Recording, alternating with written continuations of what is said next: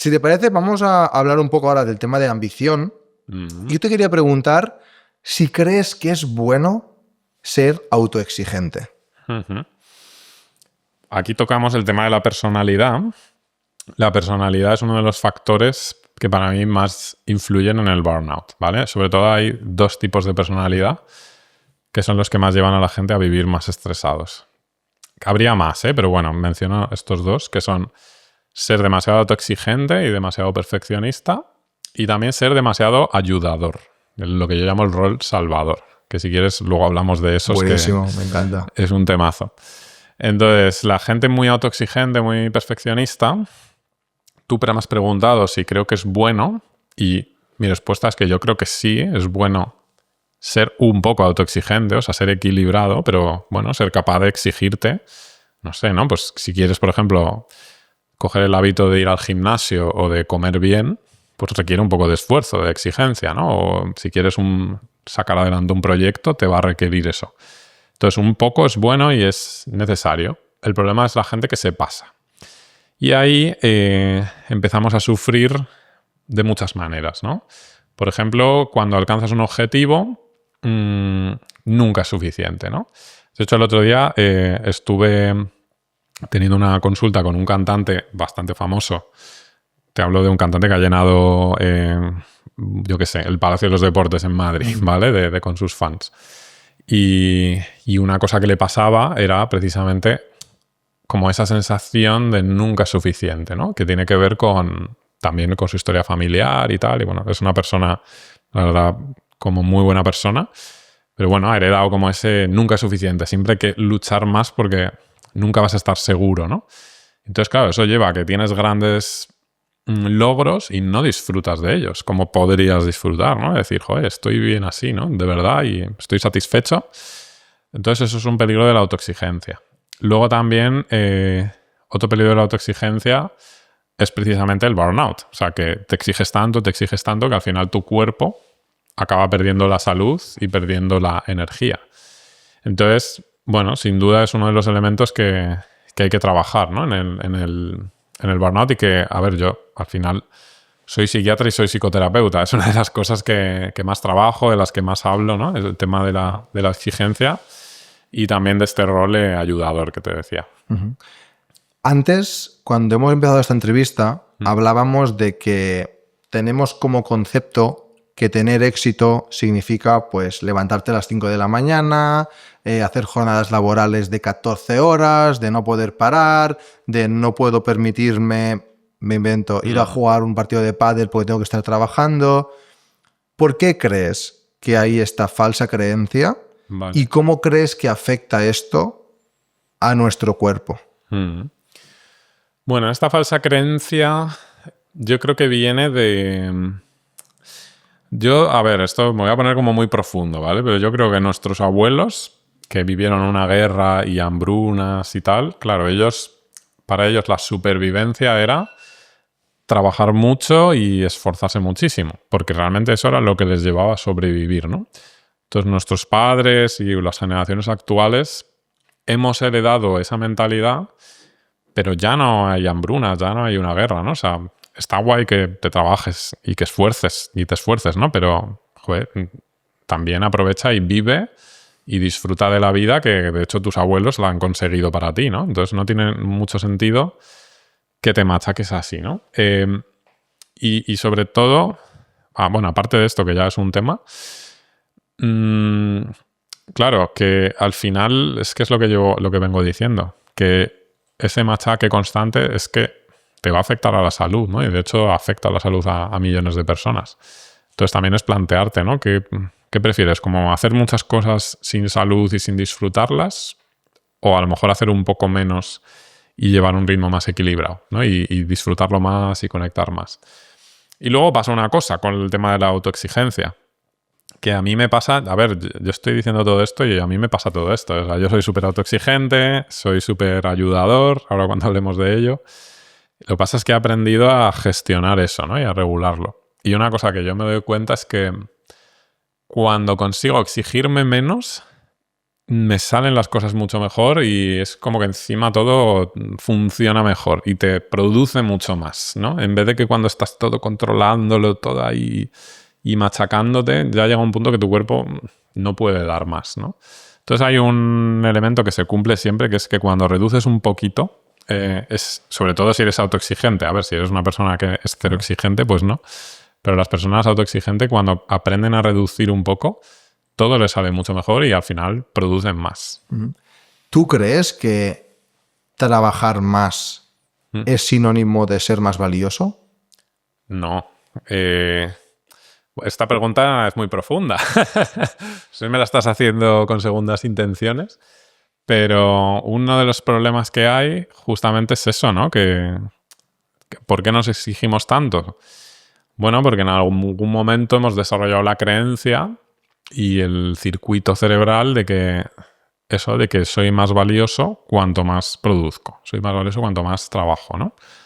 Y esto viene, pues, en muchos casos, viene de la educación y de la relación con nuestros padres, ¿no? Muchas veces.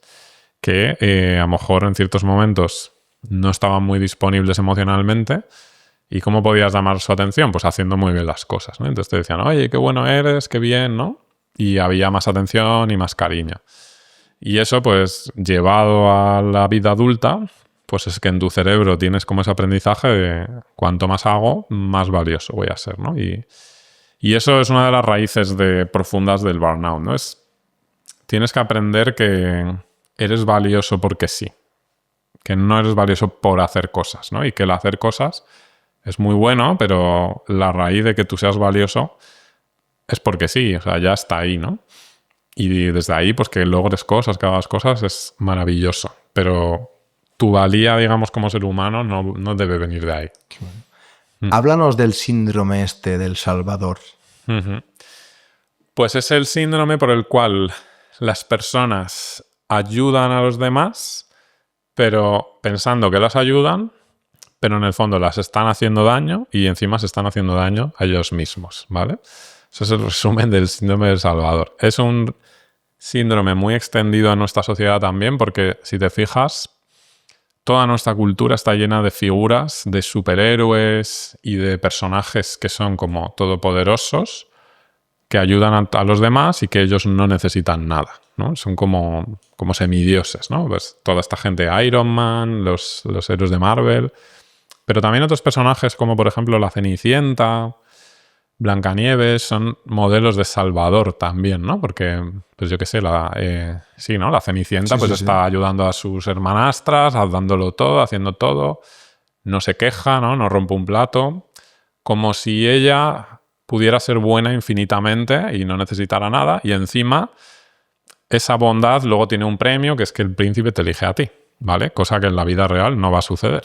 O sea, ser así de bueno dejándote pisotear no te va a traer nada bueno, ¿no? No te va a ayudar. Pero nos han metido en la cabeza que sí, que ser muy buenecito y no quejarte y no tal, al final va a tener un premio. Y eso es mentira. Y entonces a mucha gente le lleva a sufrir mucho, porque se tiran toda la vida ayudando a los demás y dando, y luego nadie les cuida a ellos, nadie les da nada a ellos, y bueno, y al final pues eso acaba en una depresión, o es una gran parte también tiene que ver con el burnout. Y esto, llevado al mundo laboral, hay un ejemplo muy bueno de una persona que hizo mi programa para el burnout, que era un directivo de una empresa americana, que él pues ponía un ejemplo muy bueno de esto, ¿no? Cuando le expliqué lo del síndrome de Salvador, y decía, esto es como una guerra, ¿no? Una guerra en la que, claro, nos tiran granadas, ¿no? Tú estás ahí con tu empresa o con tu grupo de trabajo, lo que sea, y el enemigo te tira granadas. Y dice, pues yo soy el típico que se lanza encima de la granada para que le explote a él y que a los demás no les pase nada, ¿no? Entonces, claro, sí, pues queda muy bien, pero tú acabas fatal, ¿no? Me decía, pero claro, es que pasa una cosa. Es que llega un momento en que la gente ve una granada y ya te mira a ti. Como, venga, te tiras tú, ¿no? Que eres el que siempre te tiras ahí, ¿no? E incluso más allá, va a llegar un momento que los de tu propio equipo te tiren a ti las granadas porque digan, bueno, tú eras el que las solucionaba, ¿no? Entonces, también otra frase que me dijo una persona en el email diario, me escribió un email y me dijo, esto que has dicho había un antiguo mentor mío que tenía una frase que era: ¿a dónde van los problemas? A dónde se solucionan, ¿no? Y decía, pues yo, a mí, soy el que soluciona los problemas y me vienen a mí todos, ¿no? Entonces esto es una dinámica que pasa mucho en el síndrome de Salvador, ¿no? Que tú quieres ayudar a la gente, lo típico que se dice, das la mano y te cogen el brazo, ¿no? La gente se acostumbra, no con mala intención, es porque, oye, pues hay alguien que me está ayudando y se le ve feliz ayudándome, pues yo más ayuda le voy a pedir. Pero ahí hay un desequilibrio, es porque tú no estás poniendo los límites que tienes que poner, ¿no? Y de hecho ahí hay una parte que vuelves a ser un poco víctima, como hablábamos antes, que estás esperando que el otro sea el que te diga ya está, ¿no? O que el otro ponga los límites, pero el otro, si el otro está encantado, que te va a poner límites, ¿no? Entonces no puedes esperar a que los otros te digan hasta aquí o ya basta, tú tienes que aprender a decir que no y a poner límites. Eso es algo que todo salvador debe aprender a hacer.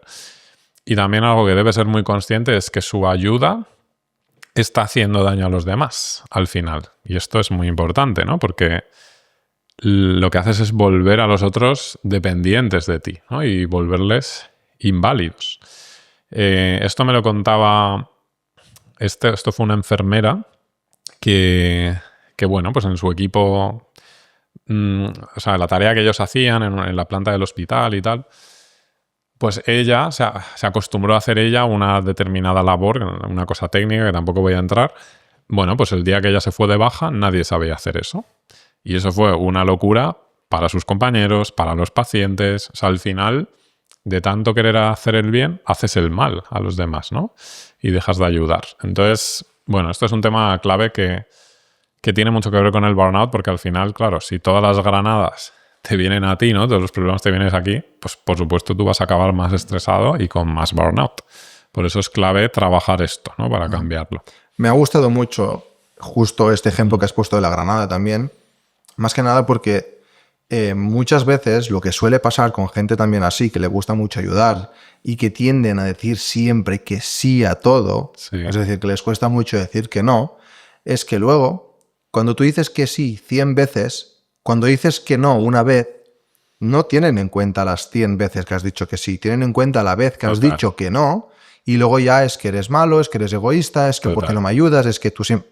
Sí. Y es como que, pero, a ver, o sea, hay que aprender y es algo que es una de mis tareas y uno de mis objetivos para el año siguiente, aprender a decir que no. Pues algo que a mí personalmente me cuesta mucho y sé que hay muchísima gente también le cuesta muchísimo decir que no y al final... Creo que es importante entender que decir que no significa no querer a alguien o que no te importe a alguien. Total. Es simplemente que en aquel momento o aquello que te están pidiendo no puedes hacerlo porque tienes otras cosas que si tú dices que sí, no vas a poder hacer y te va a perjudicar aún más a ti. Exactamente. De hecho, algo que yo digo mucho es que los síes que dices son valiosos solo si sabes decir que no. ¿Sabes? Un sí es tan valioso como tu capacidad de decir que no. Si no, cuando le estás diciendo que sí a alguien, la otra persona no puede saber si realmente la quieres o la valoras, porque no sabes decir que no, ¿no?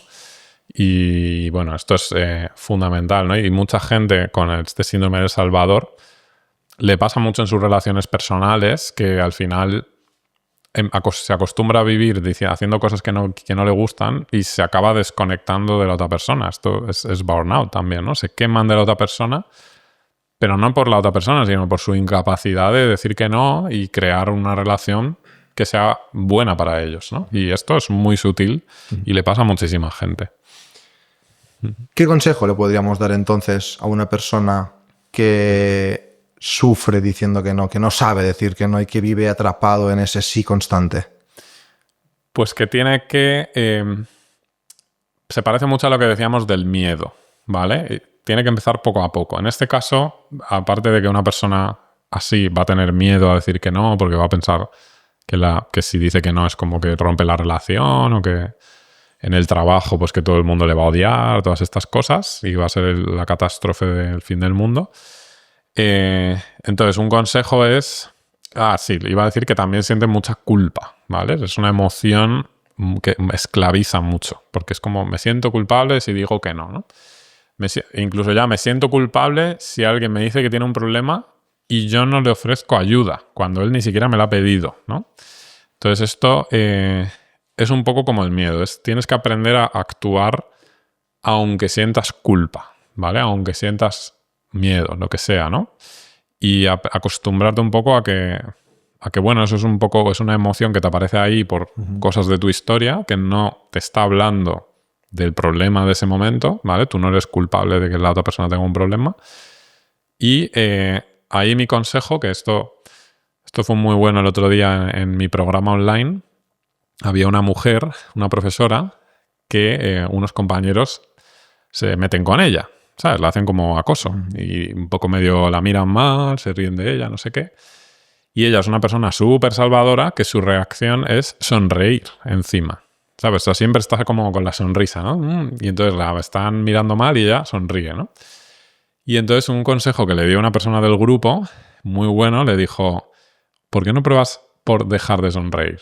Y me pareció brutal, ¿no? Es como, primer pasito, deja de sonreír, ¿no? Cuando te estén mirando mal, en vez de sonreír, mírales seria. Y ya está, pues ya has dado un paso, ya estás dejando de salvar, ¿no? No has tenido que decir nada, simplemente deja de sonreír y pon otro gesto. Bueno, pues ese sería mi consejo, ¿no? Ir poco a poco al siguiente paso al que tu sistema, tu miedo, tu culpa te permita. Es algo que me gusta mucho, ¿eh? Es decir, porque es como el que quiere dejar de fumar. Sí. Claro, si dejas de fumar de golpe, te va a ser muy complicado. Claro. En cambio, si tú intentas, pues, poquito a poquito ir reduciendo, pues te va a ser mucho más fácil. Es que así funciona nuestro cuerpo y nuestro sistema cerebral, ¿no? O sea, nuestro sistema nervioso. Las redes, los nuevos circuitos se van creando poco a poco en la mayoría de las cosas, ¿no? Entonces, si tú pretendes, dices, quiero hacer deporte, y entonces en una semana estar yendo 5 días al gimnasio y saliendo a correr 3 días, es imposible. O sea, vas a rebotar, ¿no? Esto se llama rebote en el cambio de hábitos. Tienes que ir poco a poco, ¿no? Esto es algo que también lo trabajo mucho con las personas que hacen mis programas y tal, el cambio de hábitos. Bueno, porque tiene mucho que ver con el estrés, ¿no? También.